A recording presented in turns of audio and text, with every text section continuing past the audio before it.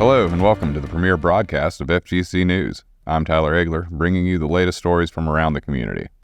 Let's jump right into our top story for today. Our first story takes us to the local youth basketball camp, where aspiring athletes are honing their skills under the guidance of Timberwolves coach Charles Ruiz. We caught up with Coach Ruiz earlier this week to learn more.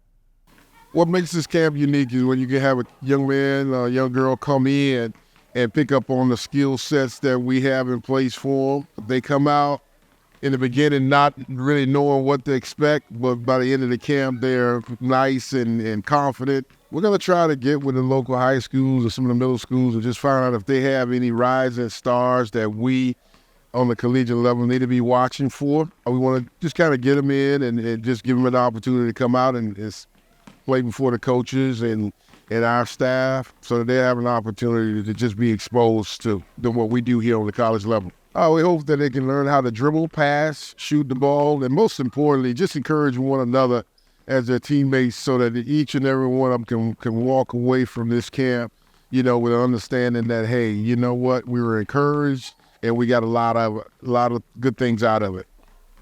Thank you, Coach. In our next story, we turn to the world of theater as the upcoming play Peter and the Starcatcher prepares for its debut. Theater director Virginia Hirsch shares insights into the production.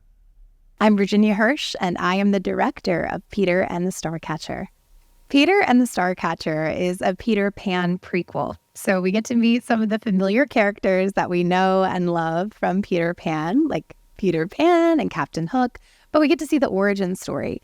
I love that because in the original story, it's really more about Wendy's journey and introducing the kids to this new way of thinking. But in this story, we get to focus so much more on why Peter is the way that he is. I would say the biggest challenge that we've had thus far is on the construction element. So it's really taken all hands on deck to make these, particularly the two vessels that we have. But we have had an incredible team of people come together and volunteer. So I'd say the biggest challenge has definitely been trying to get everyone together to make that happen. But what an incredible journey it's been and how rewarding. We're very excited for everyone to see it.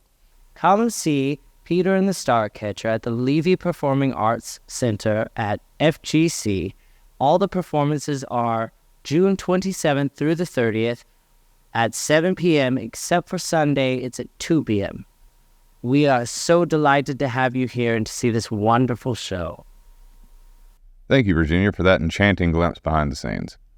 Moving on, our next story highlights the running summer camp led by FGC Timberwolves cross-country coach April Morris.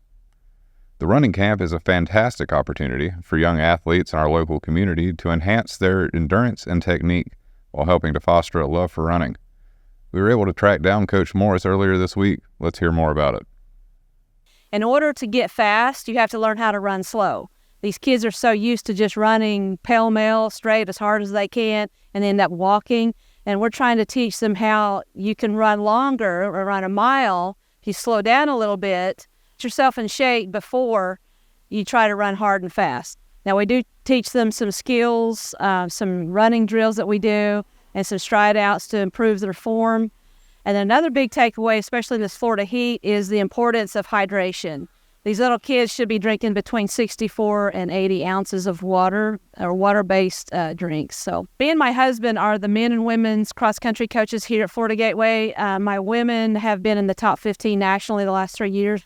Another thing that Coach Ed and I do is since 2010, we've been staff coaches at the Smoky Mountain Running Camp in Asheville, North Carolina. We try to give these kids a little piece of the Nike Running Camp from Asheville, a little piece of it here at FGC.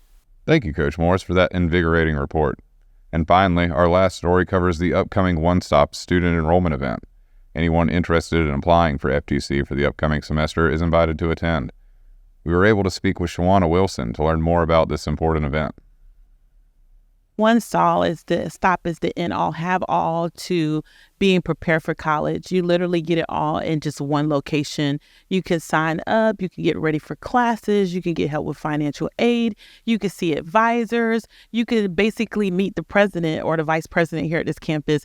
But it's a wonderful opportunity for you and your loved ones to come in one location and be completely ready for school by the time you're finished. What other place is there to be than FGC? And if you ever needed some assistance or help or needed a hand held through the process, that's what we're here for. One Stop is the location to be. Don't stay home, rain, sleet, maybe snow. I'm not sure. Tornado, more like it. Yeah, but definitely get here and we'll be here. You'll see me and my boy Brian too at the front gate. Thank you.